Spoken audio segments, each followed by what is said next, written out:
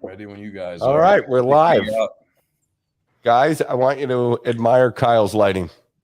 This is our guest this week, Kyle Calais. Kyle is a communications director for the Pennsylvania State Senate. He's going to speak to us tonight about steps 8 and 9. So we're going to come back in 30 seconds. Share with friends who think could benefit from a STEP workshop at Avenues Alumni. I'll see you guys in 30.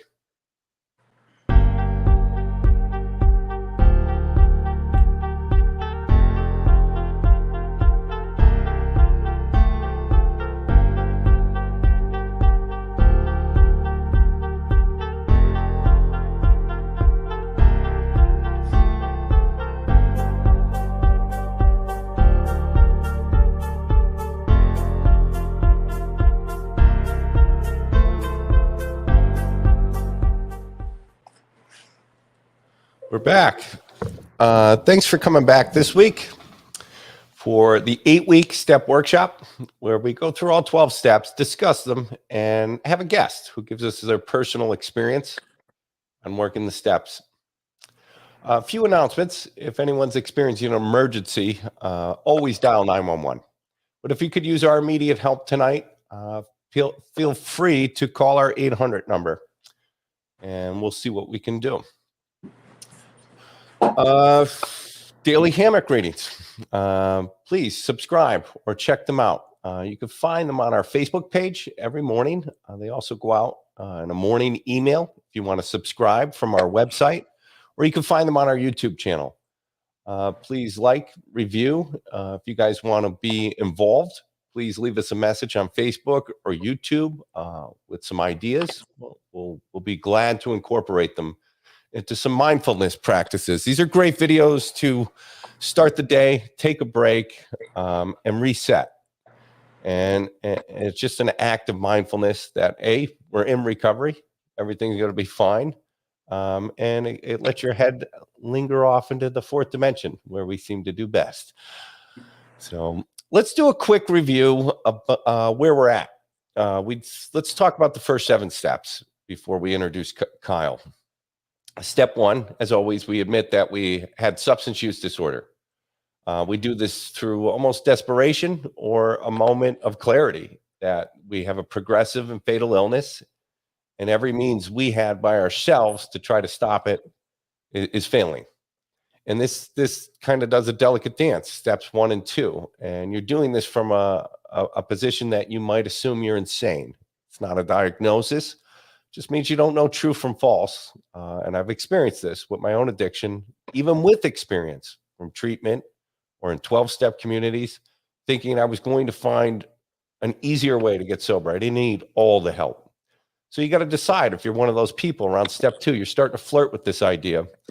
And what is the power that's going to get me sober? And that's step 3, which I've always confused with maybe having to understand the fabric of reality before I finish the steps. I have to know who God is. Well, let me take a break and figure this out, this argument for 10,000 years. You're missing the point. The act of humility that's required in step 3 is that they say faith, but faith is a Latin word for trust. And this idea of trusting, if you have faith, a return to it. But some alcoholics of my type, it's trusting a sponsor and a friend. They're not trying to hurt me, and they're going to get me through the rest of the steps and making this decision. This could end in the form of a prayer. AA offers one.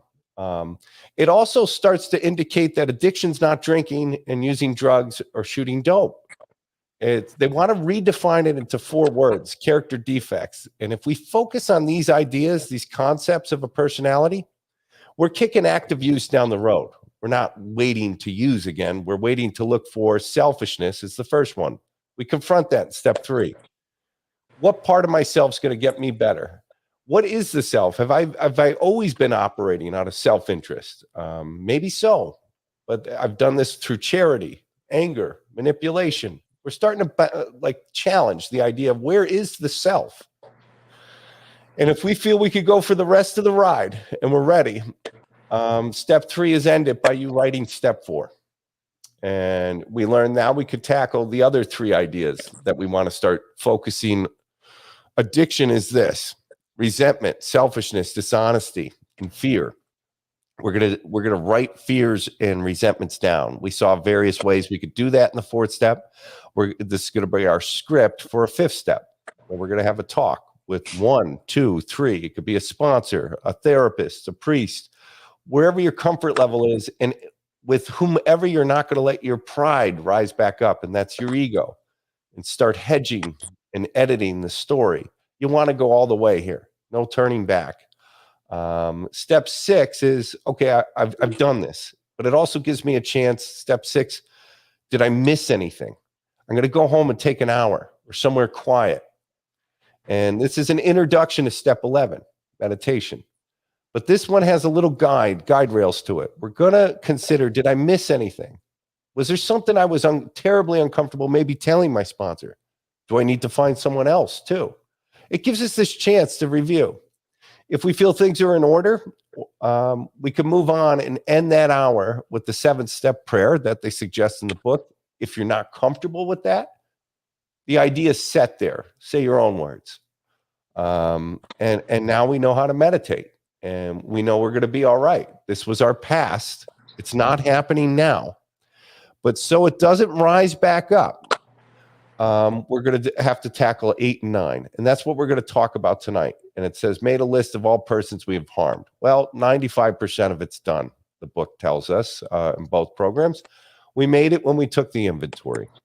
And then step 9 is going to give us some keys on how to make these amends, because some of them are going to be really difficult. They could be scary. And we're going to need guts again. And we're going to need support and friends. And it says make direct amends to people, wherever possible. It's very distinct that they didn't say whenever, because that could be a nightmare. You can plan these. They don't have to happen by impulse. You're going to need some friends and checks and balances to do these right, and make sure it's about the amends, not feeling good. Well, tonight we're lucky. Kyle is a recovery advocate. He's communications director in the state of Pennsylvania, Harrisburg, for the Pennsylvania State Senate. I met Kyle because one of my best friends was his sponsor. And I watched him struggle. And then I saw a major breakthrough. He was a hilarious guy. We got along. But then a transformation took place. And it wasn't irregular, like to people like us, because I know how it happened. It happened through him practicing the 12 steps. So I guess a little emoji applause for Kyle. You're on deck, man. Thank you, Joe. Hello, everybody. Thank you for joining us tonight. Thank you for having me, obviously. I'm Kyle. I'm an alcoholic. A little disclaimer before we begin. I've been keeping tabs on this. I've been watching it, weekly. And it seems like everybody you have on has like years and years of sobriety, and they're medical professionals in the field. So none of what I say is not going to be like professional advice or whatever. But I do think there is tremendous value in hearing from somebody in like middle recovery. I'm out of early recovery. That's behind me. I don't have the decades upon decades of experience, but I remember when I first got into the program, and if anybody is watching who is in early recovery, maybe you can relate. I would go to these meetings and people would talk about having 40 years sober, 30 years sober, even like 10 years sober, and I couldn't comprehend it. It was like trying to wrap my mind around like the expanse of the universe. Like I just couldn't even it was too big to comprehend. And then people would speak with, a year or two. I'm like, all right, well, maybe I can do that. And so I do think there's going to be value, not in hearing from like me particularly, but somebody in my position. To anybody who is new to this program, it does work. Let me tell you. We are here tonight to talk about steps 8 and 9. These were, they're all important, obviously. These are the two biggest ones. When Joe mentioned that transformation, I felt for years, the light inside of me was very dim. And with steps 8 and 9 is when, the bulb kind of started to get a little brighter. And that happened as a result of the amends process. Growing up, up until I was like 31, I kind of just thought I loved drugs. I loved drinking. You know what I mean? Like I just, it was like not fun, but like when I started, that's what I thought. As it turns out, that was not the case. As it turns out, there was a void inside of me that needed to be filled. There was a fear of people. Just that's broadly just fear of people. I would like go to a supermarket. I'd see somebody I knew from high school. I'd have to like hide under a bread rack or something, or I would like just go about my day trying to like not be seen because I was convinced everybody was ashamed of me. I'm sorry, I was ashamed of me. I was convinced everybody was like looking down on me, judging me, whatnot. Just selfishness, insanity, thinking the world revolved around me. And also I'd hurt a lot of people in my addiction, in my alcoholism.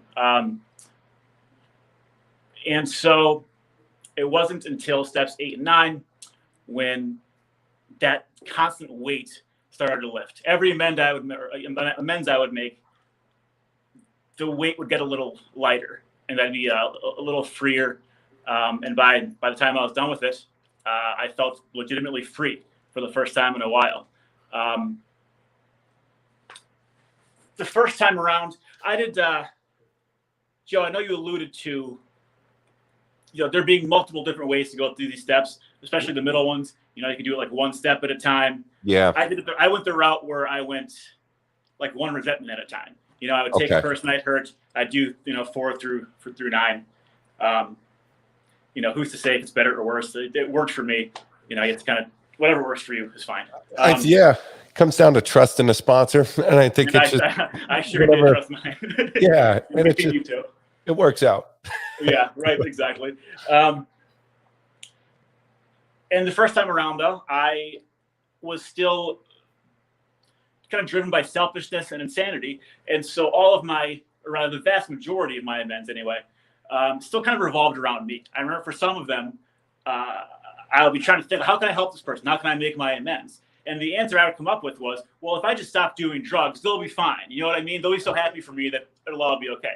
As if like the biggest problem facing their lives was my sobriety. Like they're just so selfish, so delusional, and lazy too. It just, you know what I mean? Like I wasn't willing to put the work in yet.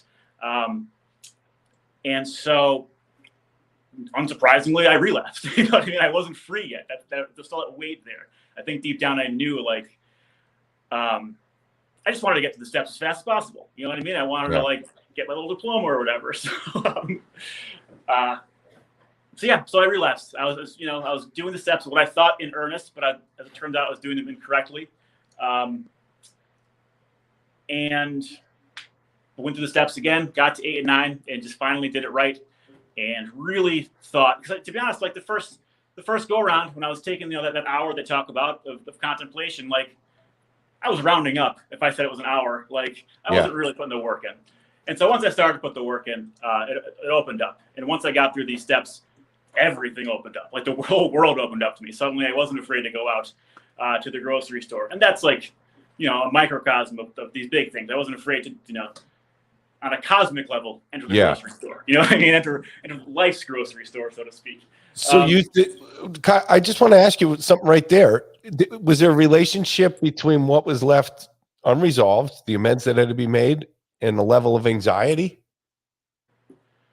Yeah, there was. Because the people I was being laziest with, I think, and again, I say laziness. What it ultimately was fear.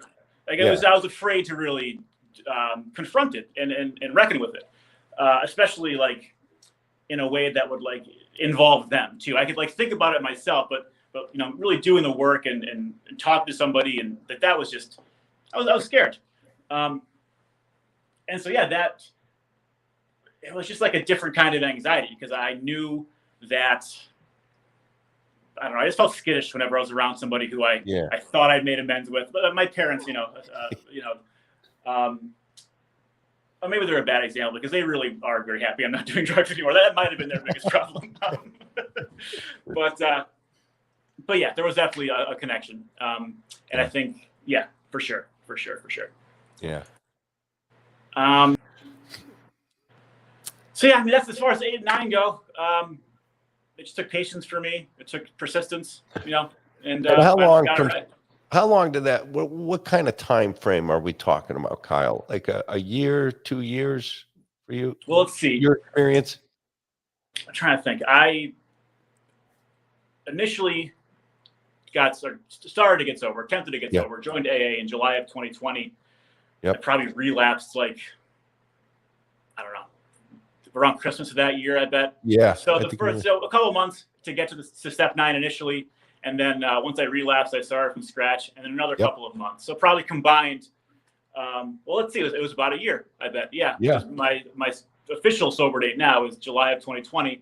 And after the program, I went to rehab in July of 2019. So yeah, about a year, I'd say. So that's great experience. I have that experience as well. It's not that the steps don't work. It's my consciousness didn't wake up with kind of deal, my commitment.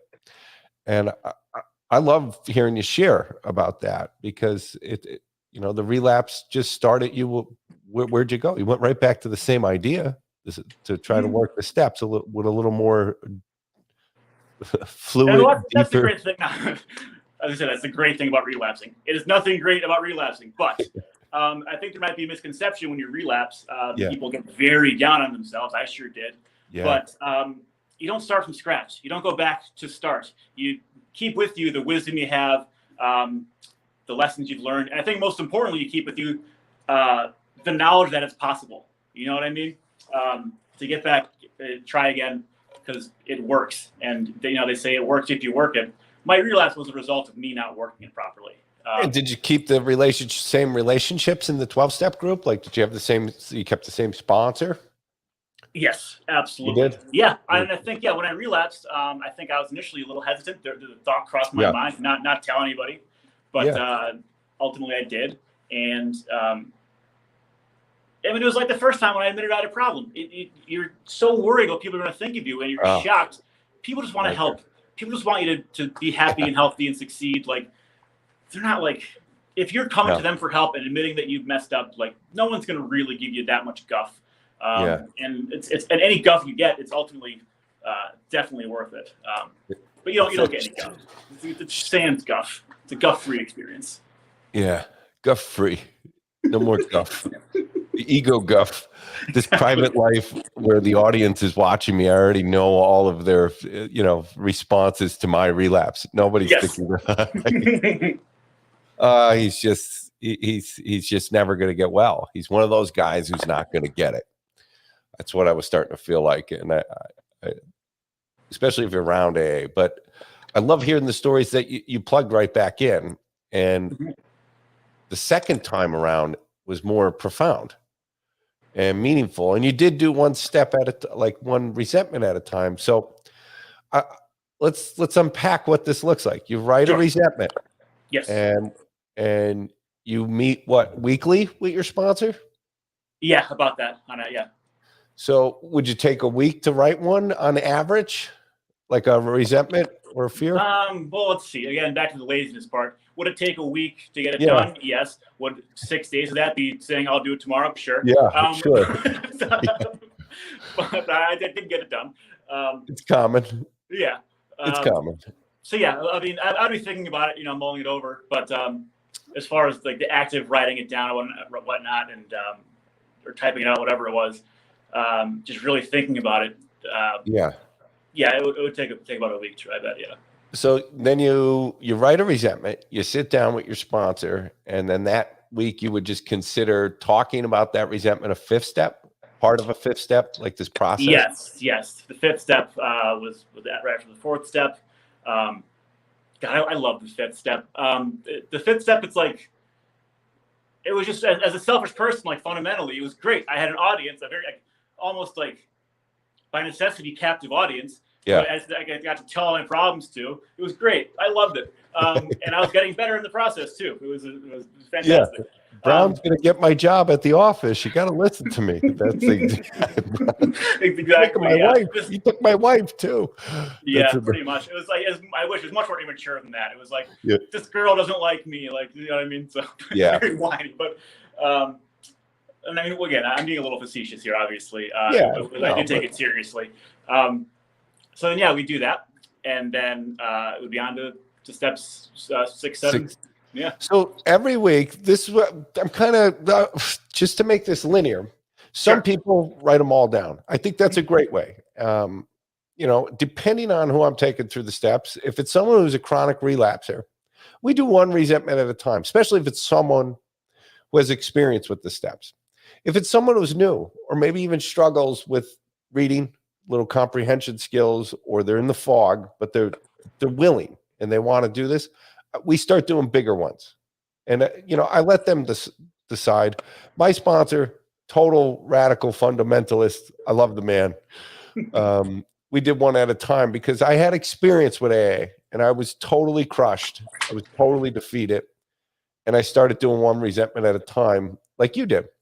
But when I would go back, I'd do a fifth step or we'd read the book more. But he would want me to do an hour for each resentment then at that pace. Is that what you were doing? Like the hour being the sixth step? Would you try to? Yeah. Yeah, certainly. Yeah, definitely. Again, like 30 times I'd be rounding up, but yeah, just real contemplation for sure. Like and focus too, not just like daydreaming, like real focused, directed. Yeah. And not just me, but with God, obviously. That's what it ultimately was whether I knew it or not at the time, it was a conversation I was having with God. So we've had conversations before. I have ADHD. I'm a manic guy. I like to stay busy. Where I could get anxiety very easily. I don't even notice it rising up. After the second or third resentment I'm writing, I'm 40 years old. I'm broken by addiction. That hour was impossible. The first resentment I wrote, my mind was. I wanted to get better, but my mind was an unbridled horse of anxiety, scenarios, constant thinking. I was addicted to the news, my phone. But by the third or fourth resentment, can you relate kind of, it started to get easier and I realized, no, this is what matters. Oh, for sure. My mind. Yeah, absolutely. The way my sponsor put it to me was that step 6 is like the secret sauce. That's where the magic happens. That's like, or maybe step 12 is the secret sauce, but step 6 is where the magic happens. And it did. It absolutely did. It seems, I don't know, not silly, but just the idea of you thinking for an hour is going to change your life. I think all the time, usually about food and basketball. But you'd think that that would take more than that. But if you're really focused and in contact with a higher power, then it does. It's very effective. You find the answers you've been like looking for the years. If you're in contact with the higher power, you find them much quicker. Roughly an hour. Yeah, well, you don't feel this loneliness. You feel like you're tapped in, be it if it's a God you understand, if it's a God you don't understand, whatever the scenario is for a person. But this idea that you're part of life, there's some unification going here besides not being too trippy. But like there's a connection happening. I've been detached. 100% true. Because I felt very disconnected from the people to whom I owed amends. And those are the people who were like the closest people in my life. They were my parents, siblings, a laundry list of angry ex-girlfriends, people who I had hurt over the years, who I felt disconnected from. And those are the people, I have a finite number of people who care about me. Not coincidentally, the people who cared about me the most were the people I was hurting most consistently. Yeah. And so there was a huge disconnect between like people who would have been, or wanted to be there for me and were there for me, but I just wasn't having it. You know what I mean? I was just too, like you said, disconnected. And so, that's what happened with step 9. I started to feel connected again to the people who cared about me. I think we covered a lot of ground at the prep work that this became like. I like to take it from the approach. You can't complete the steps.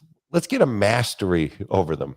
And that seems to be what the experience was that you're having from 4 to 9, that there's this weapon I always have, a spiritual weapon, spiritual tool, that I could write a resentment down or a fear that is just consuming me. At any point in this idea of recovery, you're getting a mastery over it. That's why tonight's title is Putting Out the Old Fires. Let's kill the past. Let's resolve the past. We don't know what the future will be in recovery. We could cause a whole mess of problems, but they'll be fun. That's the adventure. So you have a mastery over this sequence of writing, telling someone what seemingly would be something you never tell someone, admitting your own fault. Maybe I caused this problem. Maybe this is, uncomfortable, or could even look humiliating or embarrassing. That, or have shame. One thing I want to add tonight, Kyle, is that other people with trauma or harms that were to no fault of their own. The fifth step's also an experience to unload this, and maybe even with a licensed clinician, if needed. I always put that in there because I find that experience is pretty common. So putting that in its own caveat, we're learning this mastery over resentment and fear. Now we're at step 8 again. Tell me, 8, this list is done, but if you read it, it's also this kind of pause. It's like it's a place to make a plan.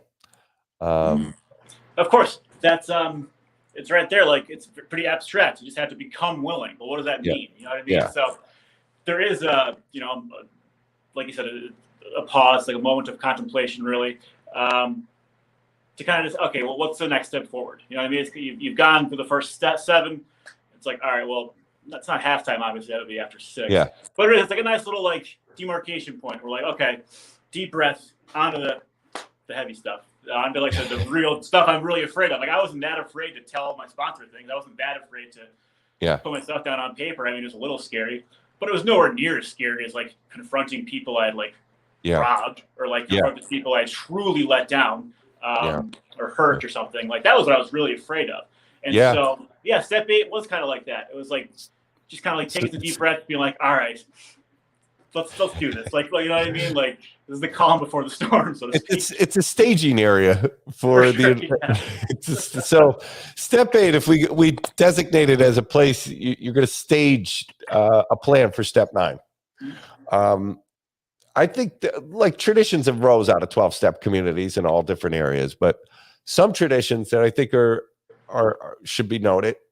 Some sponsors will tell you, let's make 3 lists of these amends. If you did a full inventory, people you would make amends. I could easily make this amends. This is the low-bearing fruit. These are easy putts. Let's get a rhythm here. These are ones that are going to be hard. They might include finances that I don't have. I have no access to now, but I can't be afraid of these people. And I want to tell them I'm sober and start to make a plan of restitution. And I don't have to do this alone. None of these amends have to be made alone if wanted. It's also a place to say these are going to be impossible. Maybe someone's passed on. Maybe it's a living amends. Maybe you can harm them. It might be inappropriate to approach this person if a harm was committed to a degree that it's harmful to be in your presence. It caused them pain. So I think step 8 allows us to stage these ideas alone with our sponsor. When you would return the following week, maybe to read a new amends, did you review an ideas of amends you were about to make? How did that look? Did you ever do that? I mean, there would be, we discussed, the previous week's amends. It's like sometimes there would be 2 amends if it was were too profound, or, it's like little petty ones. Yeah. And that's actually how I got started. Is my sponsor he'd had me start out with the heavy, profound ones that were haunting me, eating away at me. It was stuff like, very, very petty things, like those little inter-office squabbles, or something like things like strangers or people I'd yeah. So, so we build to the profound ones. I was taking a few laps with training wheels first before I really got going. But to answer your question, there'd be a little, review of how the amends have gone, and was it effective? Do I feel, freer now? How did they respond? So definitely, there'd be some of that before we move down to the next one for sure. Sorry, I had to blow my nose. A bit sick all day. Okay. Blowing my nose at your amends. Oh, you want to make an amends? Yeah, I'm getting a resentment about it. So. Another thing I think that stands the test of time. Books written in 1935 for the original 12-step. NA has great packets. that really guide you through this process. Dharma and Refuge Recovery, even like Smart or Life Ring, gives some great advice on how to approach and make restitutions to broken relationships, detachment. And this is the step that reconnects us. And this is the step where we start to feel real recovery, or in the terms of the old language, recovered. And recovered meaning sane, and connected to people again. But the three pieces of advice I think that stood the test of time is 3 checklists. And when making amends, make sure you did the first 8 steps. That's always helpful. But the other was consent. Do I have everyone's consent in this? And that could be complex. We're not talking about, do you implicate someone else in a crime? These could be the dramatic ones. But what if I have financial restitution and I'm married? I have joint accounts and my wife doesn't know of this harm. Consent means I now have to speak to my wife of this amends. And this is where I can't back down because this is uncomfortable. I didn't realize I might have to do something like this. How far am I going to go to have a spiritual awakening? Could get really tested at step 9. So the first thing's consent. The second is to tell someone else your plan. That these aren't firing off from impulse, because I could still have it, and I would do that with my sponsor because some of my amends were, they were short layups, but they were about me feeling good.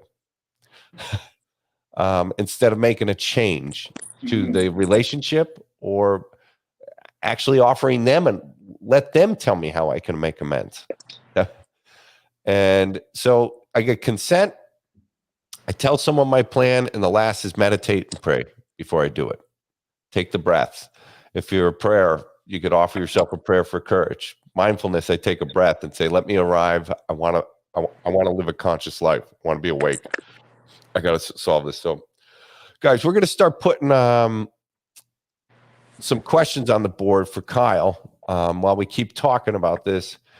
But when in doubt and without a plan, the 12-step literature and the organizations give scripts to this, that you can tell someone that you're on a life and death errand and you have to make this amends to recover from addiction.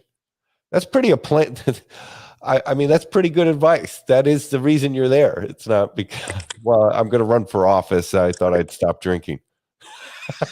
Like, what? It's a life and death errand. So I'm gonna comb through these, Kyle. If you want to speak to that, I'm gonna see if there's any questions. Well, the question here I see on the screen. Can you explain in more detail? Oh, because to do so would harm yourself or others. I know you all can read, so I'll stop reading. But that came up once for me. There was a girl who I had hurt, who I was dating for a couple of years, living with her, and just nonstop lies, nonstop deceit, just like years upon years of hurt, like to the point where I look back now, like it probably was like pretty traumatic for her. I don't think it's a coincidence that she like married the next guy she dated, because like I was just so bad to her that I just set the bar very low. And so I bring up her marriage because I initially was very hesitant to do that, because to make that amends, to reach out to her, because I did not think she wanted to hear from me. I did not think her husband or her newborn kid wanted to hear from me. Like, the nicest thing I can do for her was just to let her live her life. Because, like you mentioned before, with the your amends being for you, that would have been for me. That would have been for me to say, like, under the auspices of making an amends, it would have been me saying, "Hey, look, I got my act together." You know what I mean? Yeah, like, let me off the hook. Precisely. Yes. You're living a ghost of you is living in my head. Precisely. Like, so I decided, and maybe this will change some down the line or whatever, but in that instance, she was newly married, newborn kid. I thought it'd be best to just not just kind of let her be, because it would have made me feel better. Yeah. To reach out to her, but like, I really don't think I don't think she wants to hear from me. Did you discuss it with other people too? For sure. Oh, of course. No, of course. There's very few decisions that I made on my own. Yeah. Consult the book, consult my sponsor, and people like you and other people I trust in the program. Yeah, that wasn't a decision I just like decided. No, that was because that was a heavy one. That was a big Yeah. amends I had to make, and you kind of still do need to make, I suppose. But yeah, that wasn't a decision I made lightly. No, definitely. Yeah. Or out of laziness, because I easily could have done that too. That's a trap you can fall into, is saying, well, I'll just leave that person alone. When it's laziness, it's fear, it's you not wanting to do the work. So it is it's tricky. It's a case by case basis. Obviously, there's no like one size fits all answer to it. Just gotta think about it and do steps 6 through 8 or whatnot.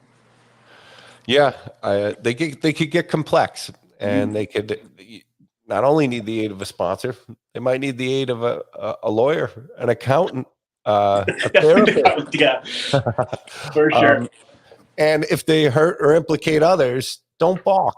There's a plan. Someone has made an amends that every scenario I've ever heard of, someone else was there to support them. You could find someone that had to make a complex amends, be it they're going to be harmed by you or by your presence, or they passed away. There's a lot of, this is where imagination, creativity can be found in this meditation, the step 6 that brings you, it'll come intuitively, they're saying.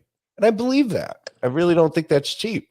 It shows up. And then I test that the intuition isn't, I'm not misguided or deluded, or I just want to feel good. The final test is talk to someone about, I have a plan to make an amends. What do you think? And it could work out. Absolutely. Another question for you, Kyle. What's your suggestion to someone stuck in fear or scared looking at step 9? Oh man, that's a heavy one.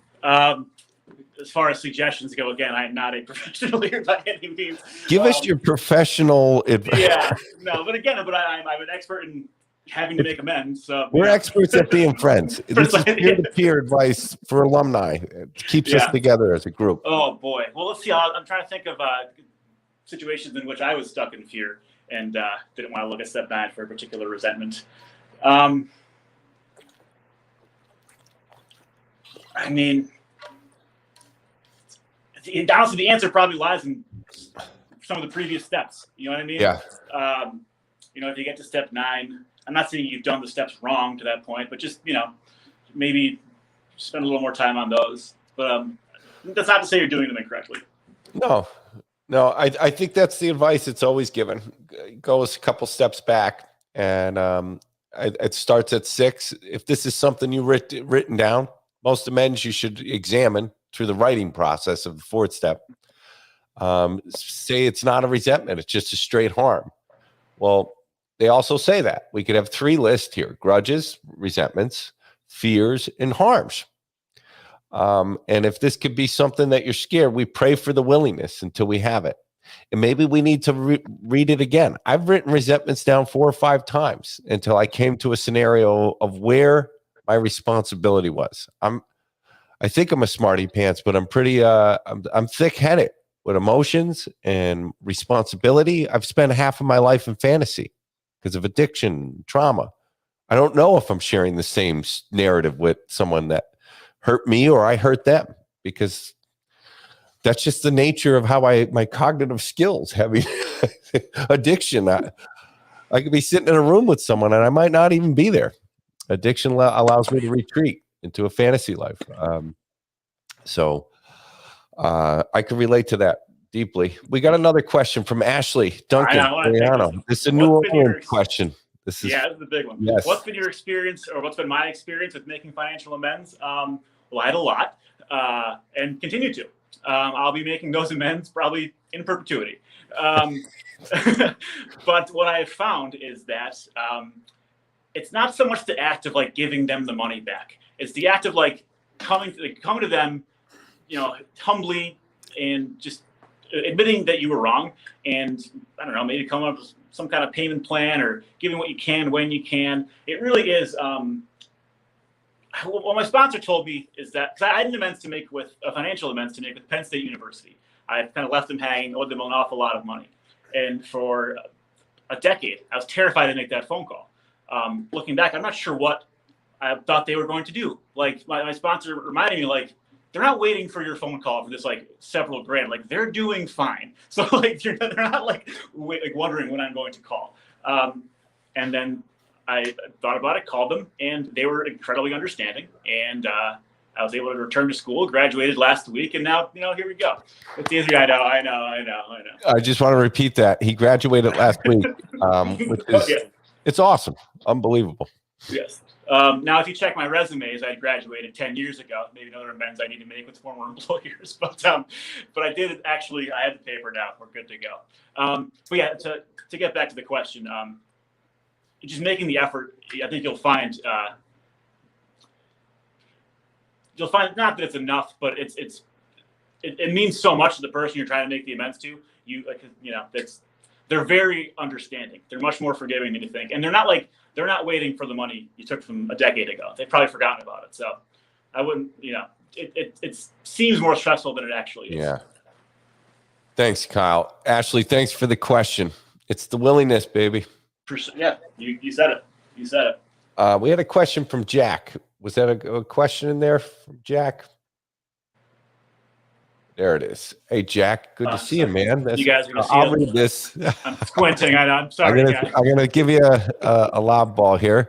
Great meeting. Making a list of persons I've harmed seems impossible to me because I treat everyone with love, respect, and don't take things or money from people. I'm struggling to even think of one person I've harmed that I need to make amends to besides my mother for not being appreciative for everything she's done for me, and I have made that amends. Or the people I feel I should make amends to, I have no contact or ability to reach out because I avoided that person. I'm just starting the steps. There might be more to that, but I think we got some ideas. No, definitely, yeah. I sort of, to a certain extent, had a similar problem. I mean, when I really think about it, I guess I had a lot of resentments. But when I was going through the steps, I'm not a very angry person. I tend to direct my anger, sadness, my emotions inward. And so I would, instead of anger and resentment, I would have a lot of sadness and fear. And it was told to me to, instead of resentments, write down a list of people you're afraid of. People, let's say, if you walk into a grocery store, you would try to avoid. Great. And it's kind of two sides of the same coin. You'll find that it's all rooted in the same, the feeling that you feel inside of fear, resentment, all that stuff. It's all kind of connected. As far as, start with your mother. If you say that I can't think of anybody but my mother, then start with her. You say there's people who you can't connect with because you avoid them. I mean, not to be like frank, stop avoiding them. Reach out to them. Facebook. I don't know. It's people. You can find them. You know what I mean? So very gently, delicately, I would say, just stop avoiding them. But start with your mother. You know what I mean? Or start with a very petty one. I don't know. It gets easier. It gets better, as they say. You'll pick up momentum and just start. You know what I mean? Instead of thinking like, how am I going to come up with all this list of people? Just start. Really. Yeah. That's great advice, Kyle. So Kyle's saying, if you're out there and you feel you might not have a grudge, or you kind of lighthearted, or you're a whacked out hippie like me, write down someone you're afraid of, because resentments is the same coin as Kyle was saying, and I agree. It's you're refeeling a life. So that's a great approach. That was great advice. I don't think I've ever heard that. Right? Just write down the people you're afraid of. You got a great question here. Have you ever made an amends that didn't go as you hoped, as far as the recipient's response? For sure. Yeah, big time. Not every ex-girlfriend said, hey, okay, let's get that together then. You know what I mean? Yeah. I had a door or two slammed in my face, not like metaphorically speaking. More like a text not responded to or something like that. Sure. But that's just part of the territory. You know what I mean? You're trying, you're willing. I bet you will feel better if you reach out. And like they say, ultimately, it's a selfish program. We try to keep ourselves sober here. Like, if and when they're ready, they'll reach out. But I don't know. Did any of them surprise you, Kyle? Like, did they sting? Like, were you like, I really want? No, exactly. Yeah. You kind of got to take your lumps for sure. Because there are some people who, like the question before, it said that I was avoiding. And they had clearly thought of some pretty cutting insults in the years since I walked out of their lives, and they didn't feel any I don't know, hesitation letting me know how they felt. Yeah. It might sound a little bit weird, but to a certain extent, that maybe that could be an amends. You know what I mean? Because they probably feel better afterwards. Maybe I don't know. Yeah. But I mean, look, honestly, as far as responses to amends that I was shocked by, usually I was shocked by how well they went. There's precious few where I was like blindsided that that's I can't believe that went so poorly. Whereas there were a few where like I can't believe that went so well. But yeah, they don't always go how you might think. So some of them going sideways, and that's a great comment. That's right on there now, Ashley. She had zero expectations, so there's a preparation for this. I'm glad she mentioned it. You're prepping almost a Zen quality. We're leaving everything where it lies. This is the damage. This is our part of the street. We're going to start to clean it. What kind of support can you describe that you had now? You're going out. So say it was the day of a bad amends. And you went there and you're trying to clean your side of the street and it went sideways on you. What kind of support do you have via the phone or meetings? What did you do after that? I mean, I have a great sponsor, so I'm always able to reach out to him. You know, there's people I certainly trust and confide in the AA community. And they've been through it, so they can certainly give advice. What I also find is that, and I don't know, this might be against the rules or whatever, but because I'm now connected to the people outside of the program, I can come to them with things I've gone through. My mother, for instance, I'm still kind of a mama's boy, so I come to her a lot. And so let's say I spoke with somebody, it didn't go well. And I would reach out to AA people for sure. That's like the 25th time I said for sure. This 45 minutes. I think I'm breaking records over here. It's a nervous tick maybe. But I can go to people who have known me and cared about me my entire life with these problems, and they'll be fine. But really, I would probably start with AA people though. But yeah, to answer, I mean, long story, still very long. I have a lot of support. Yeah, I think that's what we tend to forget. You're not by yourself in this entire process. You've either reconnected to your spirituality, a power, a God of your understanding or misunderstanding, whatever you want to attach to, and you have a support rising up. A fellowship should be around you, more than a sponsor. Maybe you only connect to one person, but hopefully you have some support here. We got something from Teresa here. Thanks, Teresa. Still on steps 1 and 4, but already anxious about 9. But I'll do it. That's great. And you will do it. I have faith. Faith, trust. Yeah, patience. It'll be all right. Well, if you're anxious about 9, that's great. You're alive. Yeah, me too. You're not suffering from some debilitating psychopathy. Yeah. I think that's a common place to be, and I think it gets easier, and I think you get filled with some guts. It's hard to have courage if you don't have fear. There's no need for it. What would you need courage for? What is this, Ashley? Maybe this is. You're gonna Ashley was the on real MVP, by the way. Ashley's been the real MVP of this hour. Did you see her episode a couple weeks back? I don't know if that was the same Ashley though, but yeah, I watched. I kind of binged the last since you asked me on here. I did a little bit of binging, so I did catch that one. I'm dying to go to New Orleans. I've never been there. They have such a thriving recovery community there, and Avenues has 3 places out there, and it's just overwhelming. The communications having with people out in New Orleans, the support they have for each other. They're a very vibrant, tight group. Great. We're winding down to the last 10 minutes. Maybe, guys, any questions, always pop them on. If there's something you didn't want to ask on the comment, you could always email me at joe.vanwee at avenuesrecovery.com, or feel free to always reach out to your alumni coordinator, and we will get back to you. All my emails I respond within the week. Any way I can help answer questions about the steps. Always feel free if you want it. Support it material, 4-step inventory list. Just feel free to email me. I'll get back to you within the week, unless it's an emergency. I'm always available too. If anyone wants my email, All right. if anyone wants to talk about basketball or anything, that's fine. PA House Senate. You can tell us about all the legislation. Yeah, exactly. Yeah.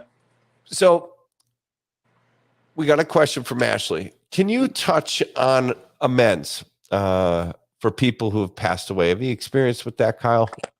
Honestly, I don't. So anything I could try to make up some answer, Yeah. it would be based in no kind of reality. So I honestly, just by the grace of God, didn't really have to make any amends to anyone who passed away. Ashley, I did. I think we've spoken about this before, but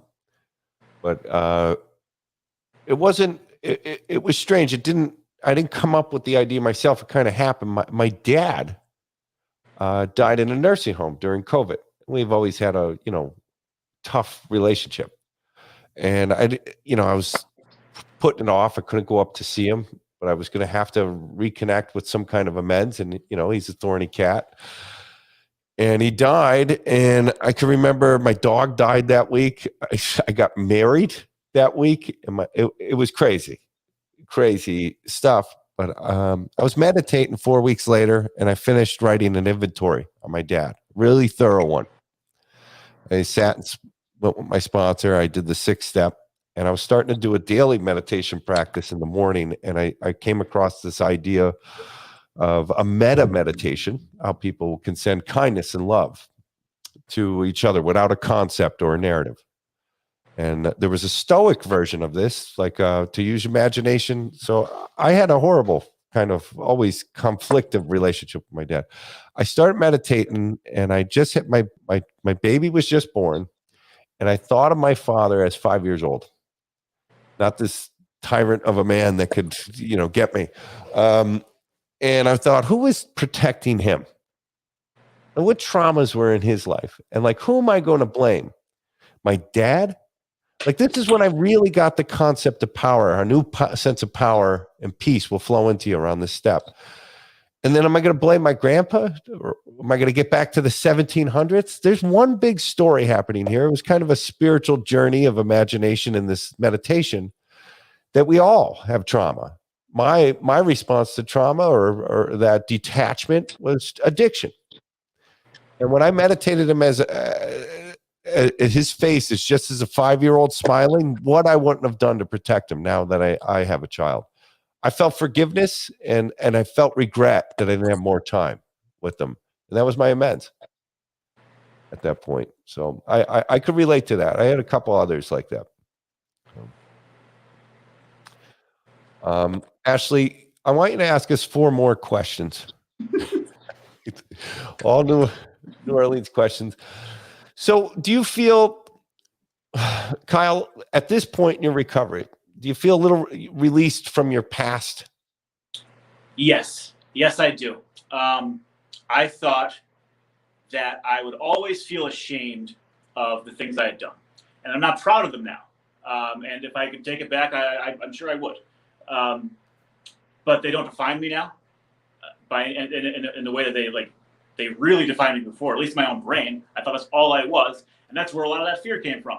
I thought when I walked into a room, everyone knew that I was a screw up, now alcoholic, drug addict, whatever you name it, just a dirtball, really. And I was also an insane maniac, so that didn't help either. And I am now free of all of that, the shame, and hopefully the insanity. I think so. I think I have. Yeah. So of course, and infinitely freer. And how easy is it now? Say a problem rises up, you get a little resentful at someone, or they're annoying you. How easy is it to get into this solution, this flow? How does that happen? I would say it's very easy. I'm told to, at the end of every day, go through that little process, 10, 11, that kind of stuff. So it rarely takes, if I'm, spiritually fit and doing what I'm supposed to be doing, it's, I'm not perfect. But yeah, it's very easy to get in that mode. You know, it's like anything Yeah. else. The more you do it, the easier it gets, and you develop patterns and routines and whatever, and you find out what works for you. And yeah, the more you do it, the easier it gets. Absolutely. Well, Kyle, I want to thank you for coming on. I want to thank you. No, Thanks thank you. Thank you. Congratulations. You had a great week. Again, graduation, new No, this was position the over the highlight. last Come on, year. give me a break. Graduation's cool, but this is the Friend of recovery. Forward. Yeah. And Next you've stop, next stop, the hammock. Hammock readings. That's right. It's coming. The point's coming. So comfy. I want to thank you too. You've helped me a lot this year. In my my neurotic behavior that emerged from the pandemic. We get at a meeting, and when you're there, we just laughed. We laughed at our own fears, and it was great. It was great to have guts again. Sometimes guts was laughing at my fear, and you pull it out of me. Guys, check out Hammock Readings on Facebook or YouTube. Spring season starts tomorrow. We had a nice shoot last week up at Lake Ariel. I want to thank everyone who came from all the states. Shout out if you want to send us a message. We have suggestions about the workshops or Hammock Readings. We're a community. Feel free to email me. Kyle, thanks again for coming out. Of course, my pleasure, truly. And see you guys. Talk to you next week. Steps 10 and 11. That's going to be a 7-hour stream. We added a new component to it. We're going to do a 5-hour meditation until that countdown at the beginning is much longer. Until we're down to 0 viewers, and then we'll be. I'll see you next week, guys. Take care, guys. Thank you.